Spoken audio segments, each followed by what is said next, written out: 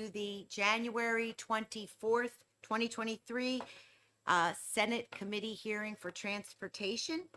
If you could please join us in reciting the Pledge of Allegiance, and Senator Ward, would you do us the honors? I pledge allegiance to the flag of the United States of America and to the republic for which it stands, one nation, under God, indivisible, with liberty and justice for all. Thank you. The chair will open the public hearing on Senate Bill 81. Peter, do you have the list? Oh.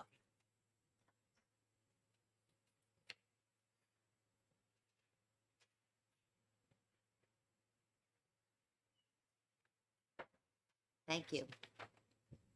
The chair will recognize Senator Prentice. Oh, before we begin, I do want to say that Senator Waters is unable to be here today, so we will not be executing any bills. Okay. Good afternoon, Chairwoman Ricciardi and members of the Senate Transportation Committee. My name is Sue Prentice. I'm the state senator for District 5, which hugs along the Connecticut River Valley and moves a little bit close to District 1 and a little bit close to District 8. So it's 15 communities I'm proud to serve. Today I'm introducing Senate Bill 81. And by way of background, New Hampshire's interlock ignition program requires any person whose license has been revoked or suspended for an aggravated DWI or convicted of a second subsequent DWI to install an ignition interlock device in any vehicle registered or used by that person for 12 to 24 months. This device prevents the vehicle from starting unless the person has a breath sample with a concentration of alcohol that is below the preset level. And the preset level that we're going to be talking about here today is 0.020. This is the industry standard. It also comes out of NHTSA, which is the National Highway Traffic Safety Administration. So this is a program that New Hampshire has had in place for a number of years. And last summer, in our work in GELCAR, and I brought I've been reviewing the transcripts from the 4 meetings that we worked through, and it was the request, worked through the new rules for this. It was the request of GELCAR that we put the preset level in statute because we refer to it in rule, but we don't have the statutory authority. So the rules were approved with the condition that we would bring this into statute. So this legislation, again, is at the request of GELCAR. We've been working on the rules for the installation of these devices, and this request will amend RSA 259-43-A to include the 0.020, as I call it, the floor. Okay, the preset point, the preset level. I know Senator Ward, you were there for some of these discussions as well. I have brought with me Director Marasco from the Department of Motor Vehicles, who can answer any of the more technical questions that you might have. But the ultimate point here is that New Hampshire is, bringing a high level of safety to the drivers that are on the roads. And what we want to do is keep those. We don't want anybody on our roads that's under the influence. But here we're talking about under the influence of alcohol, and this allows us as a tool for folks that have had these offenses to actually modify their behavior before they get behind the wheel. And if they don't, then their car will be shut off. They won't be able to drive it. So I'm going to stop at that and allow, I'll let the chair, I will let the chair decide how she wants to proceed. I'm happy to answer any questions. If I can't, Director Marasco can. Do any members of the committee have a question for Senator Prentice? I've got a couple. Okay. All right. So thank you, Madam Chair. There will be a cost to have these installed for somebody that has had habitual offense, so that it would be, there's a cost to put that into their vehicle, and they will be responsible for that, They are. correct? There is a cost. It already happens, and they are. Okay, good, thank you. You're welcome. Then the second one, what if somebody else blows into that, not the one that's going to be driving? Oh, geez. Yeah.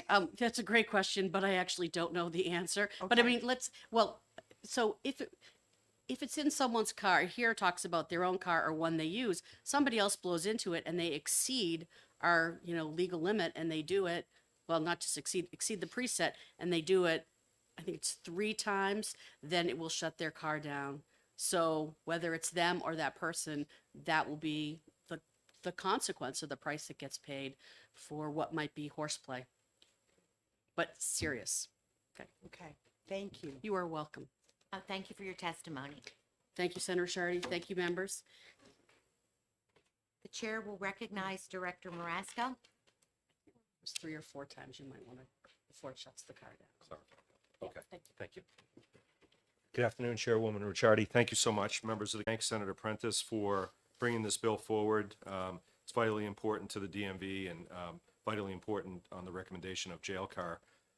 One thing I would say is the biggest change here is really allowing the statute to mirror the administrative rule that we currently have in place. So the administrative rule through the DMV is that the set point of .020 will, if somebody reaches that threshold when they blow into the device, the car will not start. If they blow a .026, that will be a violation. So the distinction here is both of those things are in the DMV rule set. However, only one is in the RSA, and that is the violation level, which is when you reach the .026. By adding the .020 to that set point, as the senator has spoken about, the NHTSA standard for the industry, by adding that to the RSA, you have the continuity between the RSA and the rule set, which is a good thing. And the benefit of adding it to the RSA is that the level threshold for a DWI for an adult versus a youth operator is different. It's .08 for an adult. For a youth operator, it's .02. And so the issue is, right now, although the rule set covers it, per the RSA, you could have somebody that is a youth operator, and because the RSA only calls out a violation if they blow a .026, you could have a youth that blows into the machine, and actually the car starts.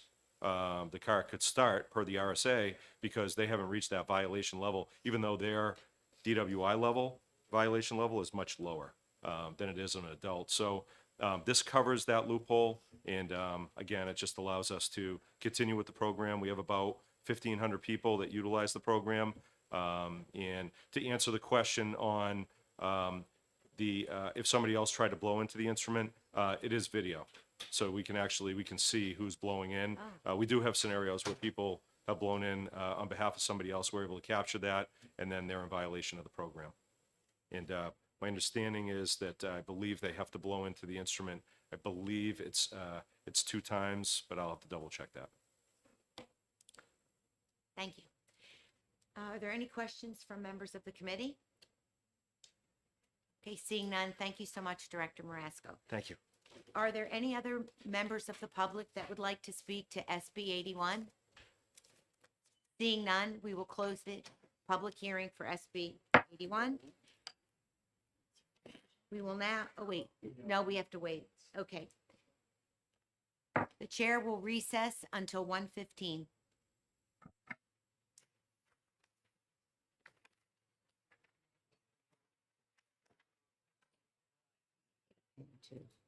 He has, yeah, I think so. I was rushing. Oh, I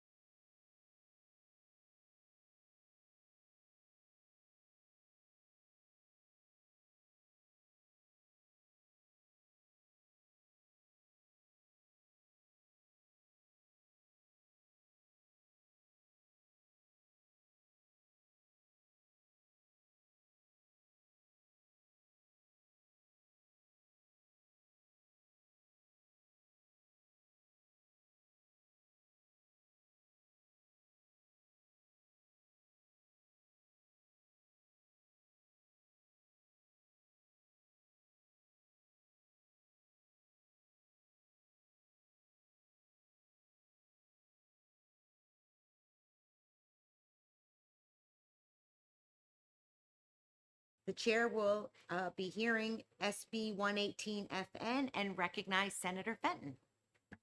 Thank you, Madam Chair and ladies of the committee. I am Senator Donovan Fenton. I represent District 10, which is mostly Cheshire County and a little portion of Hillsborough County as well. I'm here today to talk to you about Senate Bill 118, which would require children under the age of 2 to be restrained in a rear-facing car seat. The American Academy of Pediatrics has expanded their car seat recommendations to keep children rear-facing for as long as possible. And they did this because it'll help save lives. Every month that a child rides rear-facing gives them more time for the head and neck to fully develop. A rear-facing car seat cradles the child's entire body. It only takes 1/4 inch of a stretch for a child's spinal cord to rupture. Using the correct car seat can decrease death or serious injury by 70%, and you'll see an example of that later on. This bill fills a much-needed gap in child safety laws here in New Hampshire. Rear-facing car seats are no more expensive than front-facing. There's absolutely no reason or extra costs to why you should not have your child rear-facing for as long as possible. This bill does not overlap any existing laws, and it helps protect our most vulnerable population. It also follows manufacturer laws so that if your child is larger than average, which I have one, it doesn't apply. We had a commission to study this and collect data, and what we found was that rear-facing car seats are unequivocally the better choice. Not a single group or individual who testified told us otherwise. Currently, there is no language to protect this group, and this bill will do just that. We have a lot of experts speaking on this bill, but if you have any questions, I'm happy to take them. Thank you very much. Yeah. And members of the committee have any questions? Okay. Thank you. Thank you, Madam Chair. The chair will recognize Representative Abrami.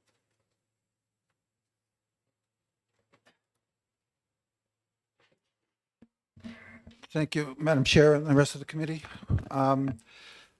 So last year, there was, well, actually 2 years ago, there was House Bill 251 that passed the House and it came to the Senate. A similar bill that now Senator, it was filed by Representative Fenton at the time. And it passed the House, came to the Senate. The Senate said we need more information. So we formed a commission, not a commission, it formed a joint committee between the House and the Senate. Actually, Senator Ward, Senator Fenton and I were on that, as well as Rep. Leyland and Rep. Crawford. Leyland from Health and Human Services, Crawford also from Transportation. I was from Ways and Means. So they asked me to chair. Our role was to gather data. It wasn't really necessary to take a position, but I may give some comments at the end of this about where I think we're at. The first thing we did, and you have the report in front of you. I don't know if you want to go through it with me, but I'm going to refer to the report. I'll give pages and all, but we started with, okay, what states are doing this? What states have laws in place? And our research did a good job of, that would be on page, what do we got? Page 8, a summary of that.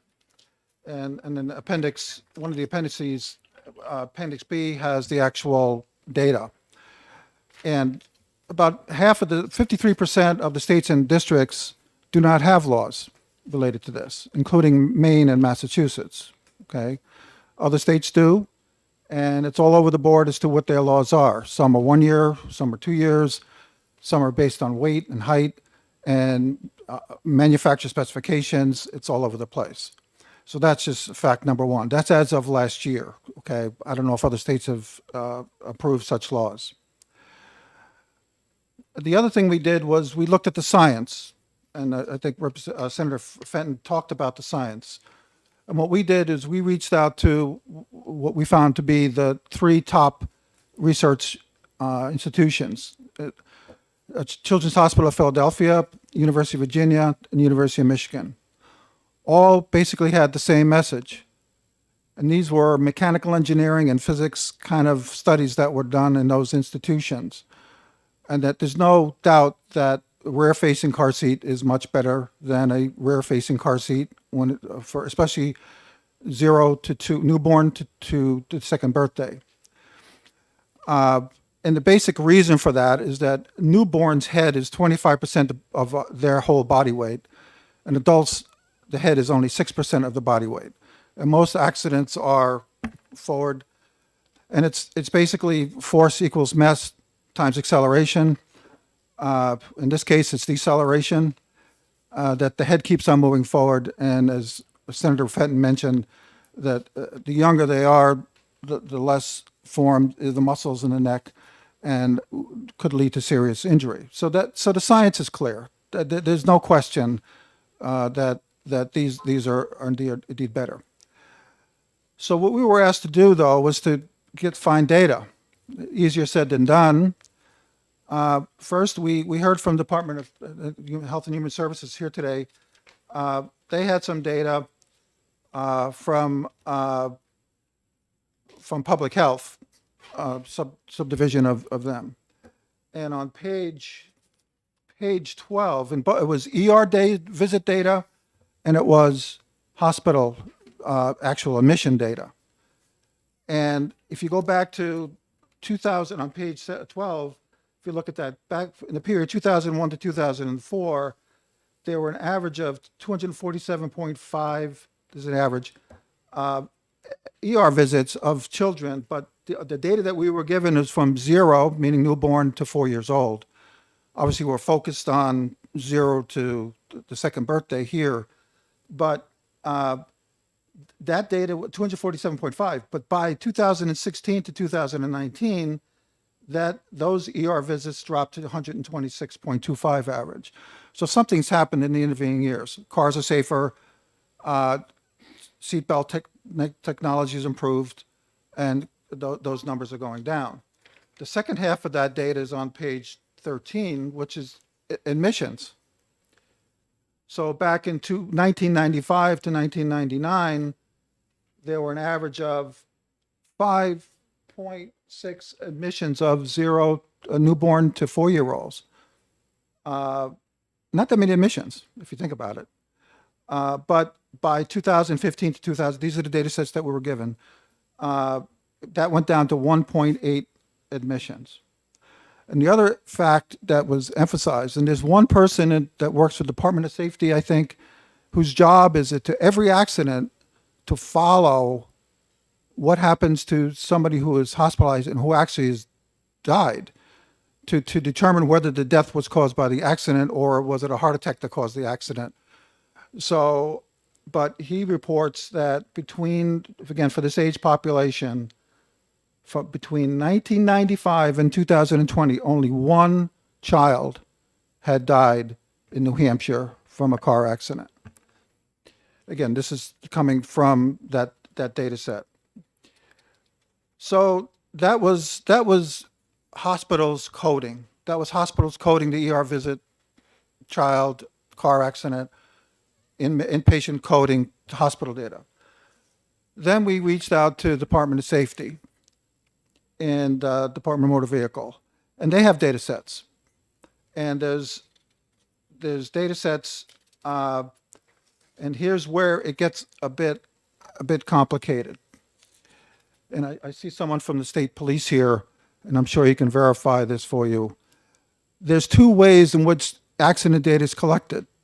It's the old manual way with a form, and then there's the MUC system. It's Model Minimum Uniform Crash Criteria data set, which is more comprehensive.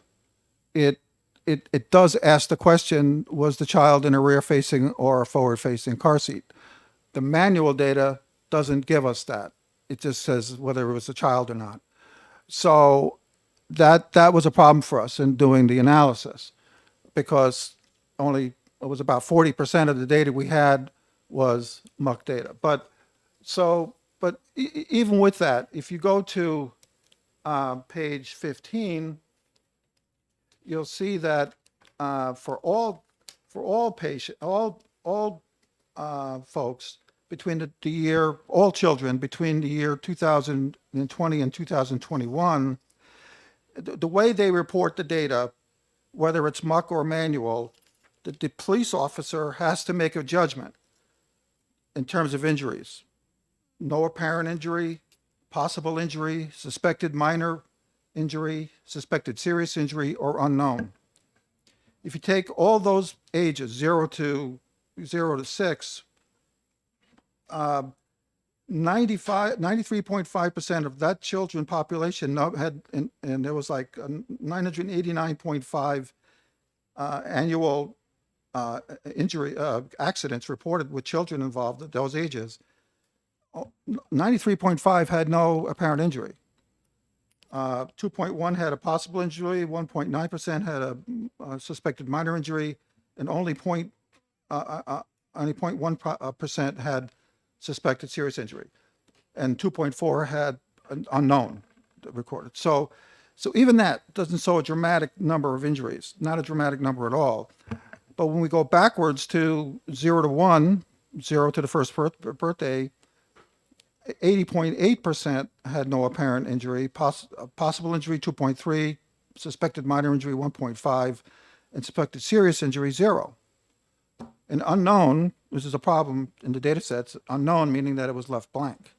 So that's 15.4%. So in the 1 to 2, first birthday to the second birthday, or the day before the second birthday, that number was even no apparent injury, 95.2%, possible 0.9%, suspected 1.8%, suspected serious 0%, unknown 2.1%. Again, this is for both rear-facing and forward-facing to combined data set. And to me, looks like somebody's doing a good job here somewhere, because there really aren't that many injuries that are reported by the police in both these systems. So this summer, we had oral hearings through the last spring, and as I'm writing the report, I said, I can't make heads or tails. I worked with the Department of Safety, the people who do this, have the database, do the sorts. And I asked them, I said, give me this format, which is on page 16. And I said, just please break out the muck data that breaks out the rear-facing from the forward-facing. And it's on page 16, that table, if you want to see that rear-facing, and again, the data set's pretty small. There were only, again, for the 2020 to 2021, the average, there were only 37 children at that age, 0 to 2, that were involved in an accident, that were in rear-facing car seats. But there were 1.5 children in forward-facing car seats. And this is a major actual finding to me, because we had no other place to go to say, well, who's in a rear-facing car seat and who's in a forward-facing car seat at that age group. And this is saying that, forget about whether they're injured or not. Of those that reported, 96.1% were in rear-facing car seats, and 3.9% were in forward-facing car seats. That tells me, if we extrapolate, if we want to take that license, if you will, to extrapolate from that, that it seems that people tend to, the new parents tend to put their children in rear-facing car seats already. Now, we were basically told this by Health and Human Services early on in the hearings. They testified as well that the obstetricians and their office nurses and other staff, as well as pediatricians in their offices, have done a great job of communicating the importance, because science is clear, of rear-facing car seats. So they're already doing this. Okay, so that's the significance of that. You can see as the ages get larger, the 2 to 4, less people in rear-facing car seats because their legs get longer, they get heavier, and then by the time you're 4 and 5, there was only 9.4% in rear-facing. But the issue here today is really that first grouping. So what my big, and then injury-wise, if you look at the data, in rear-facing, only 1 point of all of the 37 people, children of 0 to 2 in rear-facing car seats, only 0.5 average. So that means in the 2 years, only one had a possible injury, only one. And there was another one, or 0.5 over the 2 years, that was unknown, that wasn't reported. Interestingly enough, there were only 1.5 in forward-facing car seats total. That means, like I said, there was only one. 1 year there was one that was reported. Another year there was two, so average of 1.5, and that one had no apparent injury either. So you can take away what you want from this. My takeaway is that this is a sign that the sense of Health and Human Services, I don't want to put words in their mouth, I know they're going to be testifying, that our doctors are doing a good job, and the doctor's office is doing a good job. So what I want to conclude with is we did make a few recommendations. And one is that, and I know we have state police and there may be other police here, the state should continue to make efforts to encourage all police departments to adopt the MUC system. It costs them money. That's why they're not, to have the actual computers in the consoles and for them to record this data. It appears that the hospital data is a little higher in terms of incidents than the data that's coming from the police. I think we suggest that the appropriate police agencies and healthcare agencies may want to get together to explore why this is. I think it's simple. We have professional coders in the hospitals coding versus police who are doing their job and may not be experts in determining whether this person is really injured or not, okay, or how severity of injury. That's a tough one to ask them to do. And then there seems to be a reasonable amount of incomplete reporting that's going on. It'd be helpful if they did maybe reinforce the importance of the police of reporting this information. And the other suggestion was that the state is there. It can be refined even more, could be monitored on an ongoing basis. Took me a while to get to a point where we were able to extract something that I think was usable, and the committee as well. So that the House and the Senate Transportation Committee should encourage Department of Safety to perhaps produce this data on an ongoing basis so it could continue to be tracked. But my only other concern with the bill is, how do we enforce this? The bill makes two changes. Well, first, in 1B, it says each child restraint system shall be used in accordance with the manufacturer instructions, including manufacturer height and weight limits, proper attachment to the vehicle, correct securement of the child, and et cetera. I agree. It should be. But let's say a parent is stopped. I mean, they're not going to have the manufacturer's requirements. I mean, how's the police going to know whether that's properly installed or not, or it's the wrong kind of they'll know it's rear or forward facing, no question. Then the new addition to the statute is 1C. No person shall drive a motor vehicle on any way while carrying a passenger, a person less than 2 years of age, unless the passenger is properly fastened and secured in rear-facing child restraint system, which is in accordance with safety standards. Again, absolutely, they should. But how's the police supposed to know whether if that child's 1.5 or 2.5? To me, they look the same. Could be a big 1.5, or it could be a small 2.5.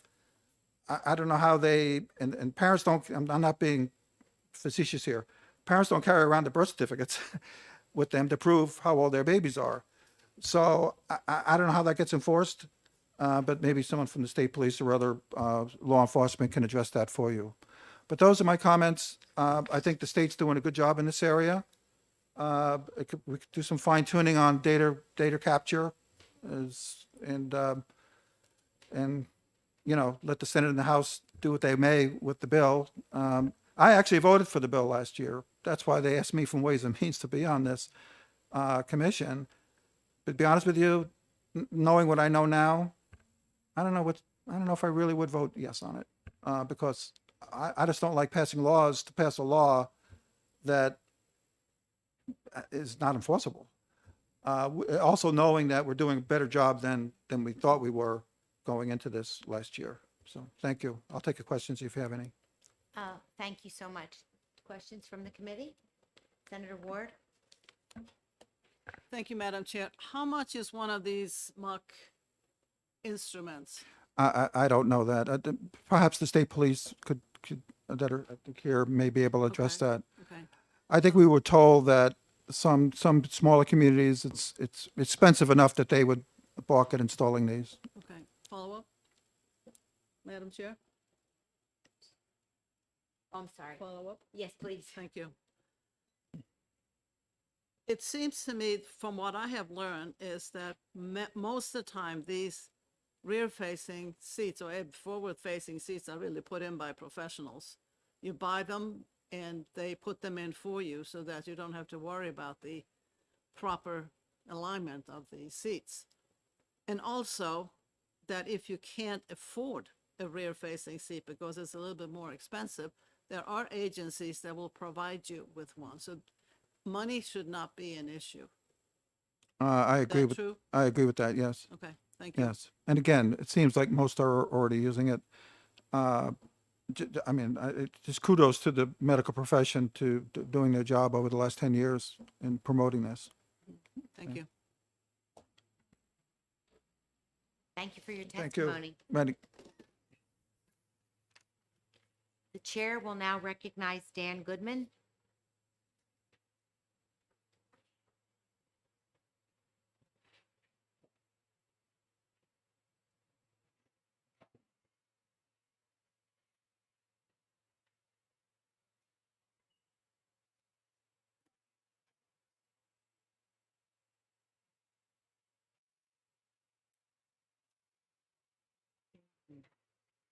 Thank you. No.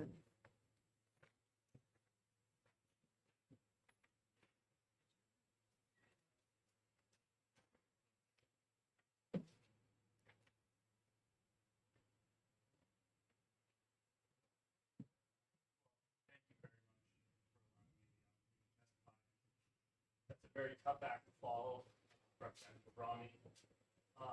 But I submitted some testimony. I won't read my testimony, but just cover some more high-level issues. But I did want to touch on a couple of issues that Representative Brami brought up and some of the questions that were asked. With regard to the cost of rear-facing and forward-facing, all children start in the rear-facing. So you're defraying those costs much longer if you keep a child in a rear-facing seat, following what the anatomy standards are. Second, is this an enforceable? The goal of this, if this passed, is not to come up with a new law and pull people over. And highway safety, traffic safety issues are not. My apologies. It takes multiple, it's like a three-legged stool. We call it education, enforcement, and engineering. That's how you motivate change in individuals, whether it's distracted driving, speeding, impaired driving. It takes three legs of the stool to change behavior. And what is lacking with child passenger safety in this state is that third leg. We do a really good job of education from the pediatricians, as Representative Abrami mentioned, the CPS techs, and you'll hear from them. They're doing a great job of education. Engineering, the seats, they're doing a great job to reduce injuries. We have rear-facing, forward-facing, convertible. There's a ton and ton of seats. But what we're lacking is enforcement. So when we make this recommendations to parents, it doesn't stick because there's not the possibility of enforcement. We don't want to pull anyone over for it. And I would also say, I have 2 car seats. I have 2 young children, and it does have, and I don't know if this is for all car seats, but it does have on the sides the weight and height manufacturer recommendations right on the side of my car seat. I don't know if other ones. So it was very easy for me to follow those instructions. And I did, I don't know what page it is. I should have, Representative Brahmi talked a lot about the studies. It is the consensus. This is the quote from that study. The engineering, physics, and medical communities all agree that rear-facing car seats provide the best protection in an accident, I like to use crash, as compared to a forward-facing car seat. All the researchers who testified agreed on this. The science is clear in the conclusion. I won't talk about the science or the studies. It's in that report. It's in my testimony. When then Representative Fenton's bill, HB 251, was heard before there's committee, there was a lot, the concern was a lot about lack of state data, and Representative Abrami talked about the lack of state data.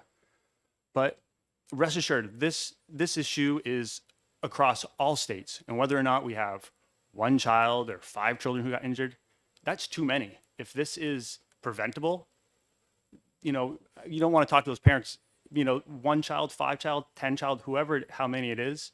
If this is preventable and we can help these families, I think this is a really good bill. All children are built the same, whether in Texas, whether in Virginia, whether in New Hampshire. The physics works the same. In a rear-facing car seat, we're going to keep our most vulnerable passengers safer.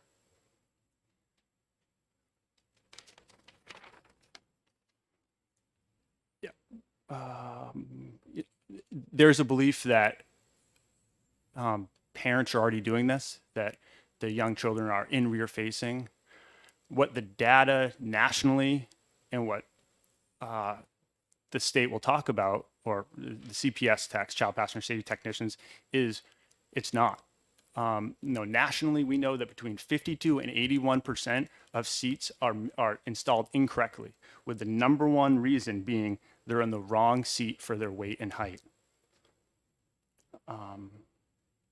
And so I will end by just saying, this is a type of legislation that once it's passed, if it was ever passed, this potentially reduces injuries immediately and saves lives, which I think is extremely beneficial to all individuals, not just parents of young children. So thank you very much, and I'd be happy to answer any questions. Any questions from members of the committee? I have one.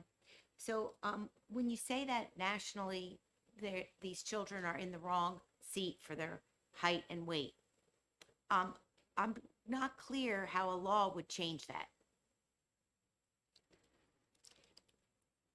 Thank you very much for the question. I would say that if there was a law, as Representative Abrami stated, not every state has this. About half the states around the country have a law. So if there was a law, we would assume that that number would go down when we had, with all laws, a DUI law and, .08 law. Once before the .08, we had many more impaired driving crashes and fatalities. If there was a law to require children 2 or under to be in a rear-facing car seat, the percentage of misuse, I would assume, would go down as well. Am I answering that? I'm going to follow up and just say that if most people are doing it, and their pediatricians are educating them, and the state police, and they're getting this education, and I can't believe a parent doesn't want their child in the most safest seat. I wonder if this bill were to pass, again, how would it be enforced, and what is the plan to do more for the education part of it? In other words, if you're getting it from your pediatrician, as you do many things, would we need some sort of announcements, what is the follow-up to this? Thank you very much for the question. I think when a pediatrician makes that recommendation, and I would say my pediatrician has never made that recommendation, that because there's not a law behind it, sometimes people don't always follow it because they say, I don't really need to follow it. It's not a law. As a parent of 2 young children, one who I just put into a forward-facing, there was a part of me that really wanted them to go forward-facing. I felt they were mature enough. I wanted to see them.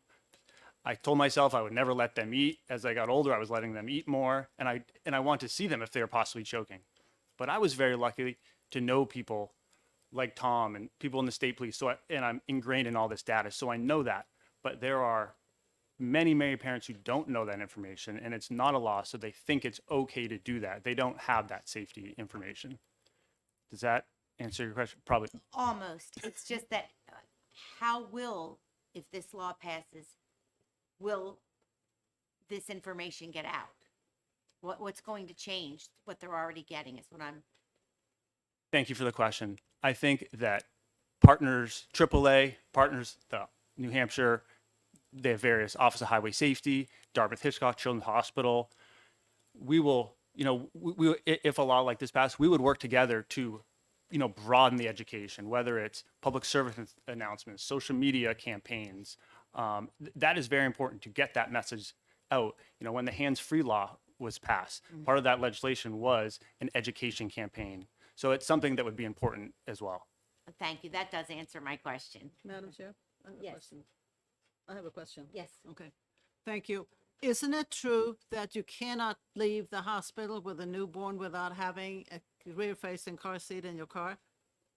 Thank you for the question. That is correct. Okay, so there are a lot of parents who already have it because they can't take that baby out without the proper equipment. Yes, that is correct. Okay. What the concern is, if I may, Sure. thank you very much. What the concern and what we're seeing in this state and around the country is that, yes, at the newborn age, they are in rear facing, but parents are putting them forward facing too early. And that's our concern. And I think this legislation would close that. Follow up? Yes. So I can see that what you just mentioned, that the education piece could be to educate the parents, do not switch your kid to a forward facing too soon. Stay until whatever the weight requirement is on the thing. So that would be a good piece of education because they already have the kid in a rear facing car seat. Yes, very good point. And I completely agree. By educating parents to just keep their children in rear facing for longer than possible, you already own the seat. You don't need to buy a new seat. That's something that we really want to educate more parents about. Okay, thank you. Any other questions? Okay, thank you for your testimony. Thank you. The chair will now recognize Thomas Leach.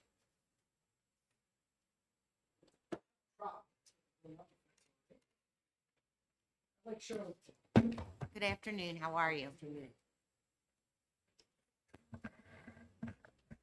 Madam Chair, Senators, thank you very much for allowing us to speak today on this very important topic. Is it all right if I stand?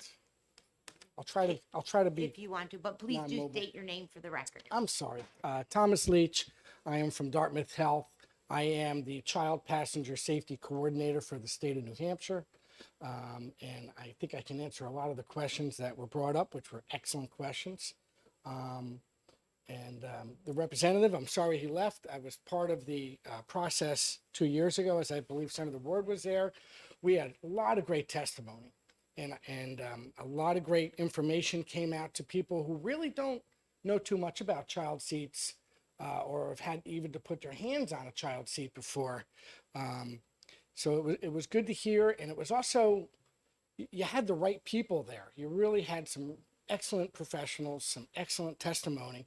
But what we need to remember is that the medical field feels very strongly about this. And you know that through reading that report, hopefully it's all documented there, that the data is very interesting in New Hampshire. It has a long way to go because of the issues that were already mentioned. The problem with children, juveniles in general, is they will present their injuries, if they have any, sometimes much later than that of an adult. And sometimes these can be life-altering images. And we know that in the wintertime, if we slip and fall, we may have to see a chiropractor or another physician for months, years maybe, and so on. The infants we're talking about, they don't have that voice to say that maybe their neck doesn't feel the same as it did yesterday or the week before. And to praise New Hampshire, as New Hampshire is doing a fantastic job with this. We really are. And as you mentioned, everybody that leaves a hospital with a newborn must have a rear-facing child seat, without a doubt. And that is not the problem. In 2011, the Academy of Pediatrics came out with their best practice, and that is to keep rear-facing children rear-facing until they reach the limits of that seat. And you had asked, well, how will an officer know, and how will people know? If you look right here, there's labels, a lot of extensive reading. We won't get into that, but it defines right here. This is like an abridged book, an abridged directions on how to install it, who should use it, what size child, and when do you move on. This particular seat is a rear facing. It can go rear facing, sits like that, and it can also go forward facing. This is a $75 seat. Many parents choose to have this as their first seat because it can be used in forward facing. Thereby you save a little money and you don't have to go get the next step. And then there's the rear facing only seat, which can only go rear facing. And again, if you want to get a rear facing seat, those start at about $80, $75, depends on the bells and whistles, just like the cars we see parked out here. It all depends on individuals' budgets as far as how expensive you can get. But the prices are the same between this seat and a rear facing only seat. And then depending on different things that come with the seat, the price point will go up from there. So we're not asking for parents to go out and get any additional equipment, get any additional seats.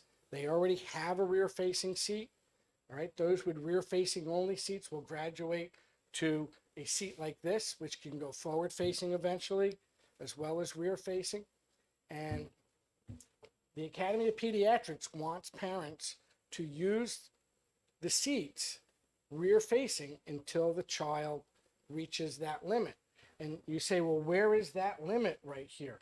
And it says right on here that this will go right up to 40 pounds, this one. So a 40-pound child can sit rear facing in this seat. And you can tell just from looking at it like that. Let me review a little bit about what New Hampshire has as far as that education package, which is very important because you can't have enforcement without education. And I don't look at this bill. I have 27 years of law enforcement experience behind me as well. And you're absolutely right. Officers on the road, they need to have guidance. They need to have a clear understanding about what is the law and what is a violation and what defines a violation. But this is one of those unique laws, if it was to be passed, in the fact that we already have, and Senator Ward has already acknowledged the fact that we've got the public using the rear-facing seats already. All right, this would be, we've got the perfect dessert going. However, we don't have the right topping or side dish for it, and this would complement it. We have 250 certified technicians in the state of New Hampshire that have gone through a 4-day class to become nationally certified through the National Highway Traffic Safety Administration so that they could teach others on the proper use of child seats. And those 250 techs, they work at 64 different fitting stations we have throughout the state. So yeah, there's 64 police stations, fire departments, hospitals, and family centers that have certified technicians that have said, we will let people come in here and we will help them with their seats and understanding them and make sure they're using them properly. And that happens a lot. And we're getting to the point, just like New Hampshire, where we're trying to get a robust data collection from this. It is a new system that we're doing with a digital form that is sponsored by the National Safety Council. Not all our technicians are on board yet with it. We're working towards that. But just to give you an idea of the technicians that are involved in that data, we had 1,100 rear-facing seats checked. And these, a lot of times they'll come in with their children to make sure that they're adjusted properly. But 7.1% of those rear-facing seats were being used improperly because they were forward-facing, which was not in compliance with the manufacturer. So 7.1% of 1,100 is 78 children, right? Being out there with our technicians, checking these seats with the parents and the caregivers, they want, just like you had stated, they want the best for their kids. But they also, they've been craving to see this gorgeous child in their rearview mirror ever since they took the baby home. And there's really that yearning to want to turn that child around. And they're thinking, oh, I made it a year, I made it a year and a half. And we know that kids aren't all the same size. All right. I have a niece or a granddaughter that is just a peanut. She's going to be rear facing, if I have my way, till probably maybe middle school, but we'll see where that goes. But we need to get the message across that 78 kids were not in a safe situation as far as rear facing. So all that the representative had mentioned, that science backs this rear facing technology, we should all be riding rear facing for safety aspect, but obviously that's not something we can do and drive at the same time. But those 78 children, the caregivers, they just need that little extra push sometimes. And if they know there's a law that discusses it, they're going to go right to it. I've seen it talking to technicians in other states, and they're looking for something. And there's other sad situations too, where I get calls in my office from parents who unfortunately are involved in custody disputes or differences in raising the children, where one parent feels it should be done one way, the other parent feels it should be done another way, and they are looking for the letter of the law. They are looking for the bare minimums in order to help guide that other parent so that it's just not them saying it.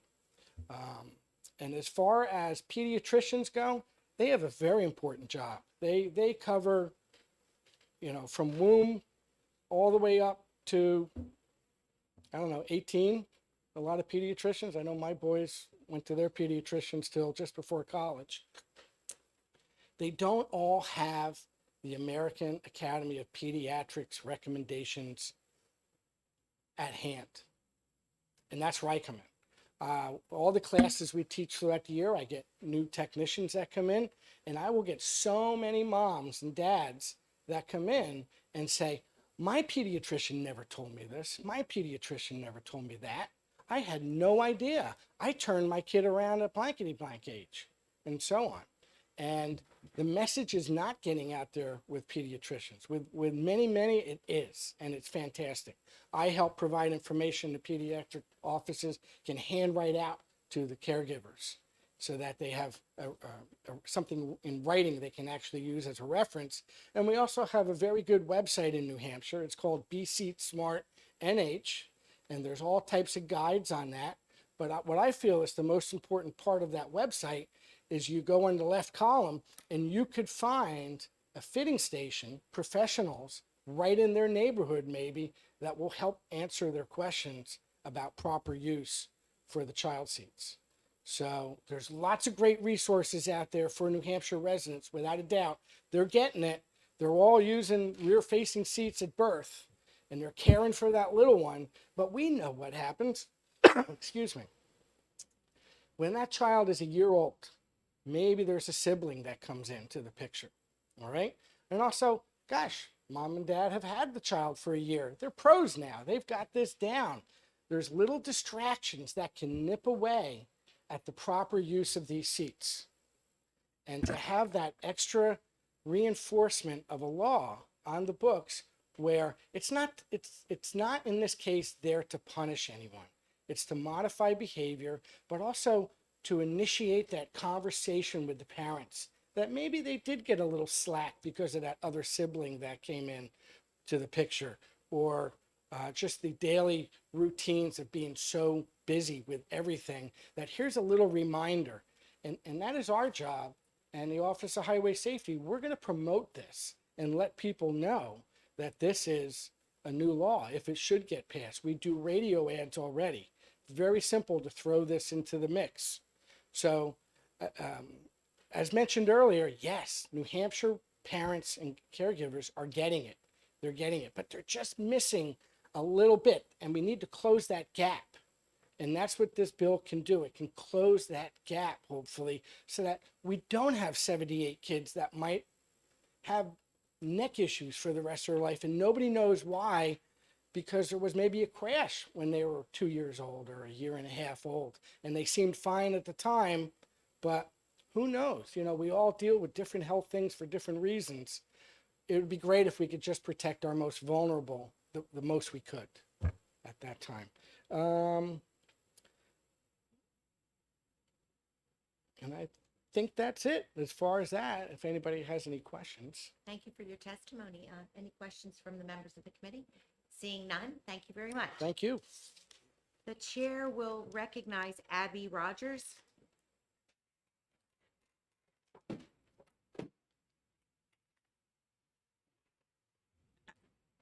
Thank you. Good afternoon. My name is Abby Rogers. I'm the Legislative Liaison for the Division of Public Health Services. Happy to be here today in support of SB 118. The department was very pleased to have been asked to present at the commission that Representative Abrami mentioned studying this issue in 2021. Just to talk a little bit about our data collection, the folks that have made the comment that there was limited data collection around injuries is correct. We were getting some data from some claims data, but I just want to reemphasize the point here that was made about potential injuries that may not be noticed at the time of a crash in an infant. That can be very devastating. And as the former speaker just noted, there can be serious neck and head injuries and traumatic brain injuries that may be missed on inspection of an infant after a crash. And we fully support the measures that this bill would take to protect children in rear-facing car seats.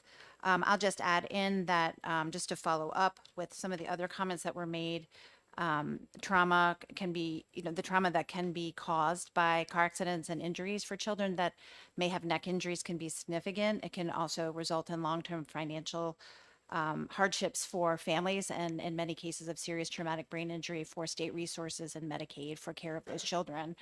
The figures that I'd like to provide for the committee are between the years of 2025 and 2020, approximately 626 New Hampshire children ages 0 to 4 were seen in emergency rooms after car crashes. And the estimated claims cost for that was about $708,000. 7 were seen in inpatient care at a cost of over $1 million. And, the department really would like to just agree with the American Academy of Pediatrics and the National Highway Safety Administration and their recommendations that these car seats be used. The existing law, RSA 126:107-A, states that all children under the age of 7 or 57 inches, whichever the child reaches first, must be properly fastened and secured in a child safety seat. There is no specific New Hampshire language to guide parents and caregivers on the appropriate age type of child restraint to use at the various stages of development, particularly when the child is young. The department feels that this proposed legislation before you today will help close that identified gap in the child passenger safety. So Thank that's you. my testimony. Thank you. Questions? Seeing none, thank you for your testimony. Thank you. Are there any members of the public that would like to speak to SB 118 FN? Sir, you may come forward. My name is on the list, but can I speak? Ferencovich, Nick, Oh, yes, oh, I could go ahead? yes. Okay, thank you. Thank you for allowing me to speak to you. My name is Nick Ferencovich. I'm an old trauma surgeon, let's put it that way. Worked in Concord for a little over 30 years actively, seeing adults and children. Did all kinds of surgery, but trauma was part of it. And have stayed active in the last 10 years since I quit operating on people by being involved with teaching at Concord Hospital medical students at Dartmouth. I attend our monthly trauma conference and our weekly morbidity mortality conference. So I've kept track of what's been going on as far as caseload, children, trauma, adults, and so forth, in addition to during my time there. I'm also representing today, at their request of me, the New Hampshire Medical Society. I've been very involved with them, particularly as a representative of the Board of Medicine for about 17 years. I totally support this. I understand the questions about how do you enforce this? maybe law enforcement has an idea. But I think getting the word out, and I think the medical society too, the New Hampshire Medical Society, as well as the AAA and pediatrics and so forth, would heavily market this if the bill was passed, and it would do some good. The other question that I heard today, that the representative mentioned, and then Mr. Leach mentioned, is data. The representative mentioned that small numbers, and I agree with that. I'm going to tell you a story of a case before I quit, and if I don't quit in 2 minutes, cut me off. There are more cases than the police will detect, because patients do come in later, and children in particular. Parents are worried. They see a mechanism of injury, the child seems fine, but if they're seeing the slightest thing, most parents are going to have that child checked out if there was a car crash involved. So that, to me, is the main reason the numbers at hospitals are bigger, because we're just seeing more people, because it's not just the accident itself. So I'm going to just end this story with a little history, and part of it's New Hampshire history. I'm 75, and on my 50th birthday, there was this tradition of taking all my kids out of school, which is a little tricky because the oldest one was in high school, and we'd go to Fenway Park and celebrate my birthday if they were playing a day game. And it was April, so there would be day games. We were on the way, and I got a call that a 2-year-old was involved in a car crash, and the parents were in bad shape, but stable, and the child was in terrible shape. Could you come and see the child? I wasn't on call. I was heading off to Fenway Park. I had the day off. It was a weekday. And I remember the kid's name was Susie. I don't remember her last name. I should have, because we followed her for a long time. She was this is 25 years ago. So she was in a car seat. They weren't as elaborate, as beautiful as that at the time. It was facing forward because, frankly, back then they were all facing forward. The initial design was a better seatbelt, basically. And I think there was no shoulder harness to this thing. It was mostly the waist. So the parents survived, the kid survived, but the kid was sicker than the parents. And when I came in, the child was unstable. The blood pressure was dropping. The child looked terrible. The abdomen was distended. They had done an x-ray showing there was free air, which means there was a perforation of something. And this wasn't someone I was going to ship to Children's Hospital or to Dartmouth until I tried to stabilize the situation. And what she had done is she had perforated her intestine right at where the stomach and the small intestine starts, called the duodenum. I've never seen this injury, and I've seen it in an adult, but not in a child. And again, the cases are rare. But the fun part was doing a literature review, and there wasn't one reported in a child. So this turned out, with the help of a surgeon at Dartmouth, a guy named John Sutton, 25 years ago, to be a case report. And they used that case report to say, if this kid had been reversed and the trauma, because, you know, when you're in a car crash, the car stops and you don't, unless you have a seatbelt on, you still don't, you get pushed. And the trauma in this child was right to the abdomen, which is what it's in everybody who's wearing a seatbelt now. I mean, what we're trading in adults with a seatbelt, we don't have a law in New Hampshire, but what we're trading is a head injury and a neck injury and paralysis and cardiac contusion. We're not having that because we have a seatbelt and airbags, but we are still getting the abdominal trauma. So we surgeons, to this day, when we see blight injuries in children or adults, it's worrying about the spleen, liver, and the intestine in that order. And that's tricky because you can't just operate on everybody. Even a laparoscope doesn't give you the answer. So this kid was sort of a sentinel case because it was unusual, but it led to Dr. Sutton doing a lot as far as setting up trauma centers in the state, level 1, level 2. That all came from Dartmouth, and it was leadership in New England for sure from him. And this was part of what went on coming out of Dartmouth at the time, was the whole concept that maybe we ought to put the kids backwards. Frankly, we all ought to be backwards. Maybe Elon Musk will come around with cars that really self-drive, and then we all can be sitting backwards and be protected when it doesn't work out. So that's all I have to say. I strongly support this. I understand the enforcement issues. And you're right, the numbers are small, but that's still not a reason to save a few kids, in my mind. Thank you for your testimony. Any questions? Questions from the committee members? Seeing none. Thank you. I'll ask again, are there any members of the public that would like to speak? Okay, so I'll be really quickly. That's okay. Courtney Tanner, for the record, I'm the Director of Government Relations at Dartmouth Health. I'm also a mom and a resident of Bedford. I have a 3.5-year-old who is still rear facing because she's 28 pounds. I hope she gets to 30 soon. But I just wanted to provide that perspective from a mom's perspective. I was sitting in the back of the room listening to the testimony, and I can't tell you how many of my friends, my sister who runs to a child care center, have said to me, when do I turn my seat around for my kids? And I think having this really, you've heard from the providers, you've heard the importance this is for the human body, but for a mom just to have the guidance documents is really helpful. So just wanted to provide that perspective. I won't take up too much of your time. Thank you. Anyone else that would like to speak to SB 118? Seeing none, we'll close the public hearing to SB 118. Thank you. Do I have a motion to adjourn? Okay, thank you everyone for coming. Have a good afternoon.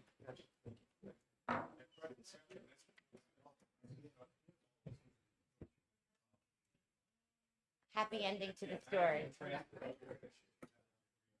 Just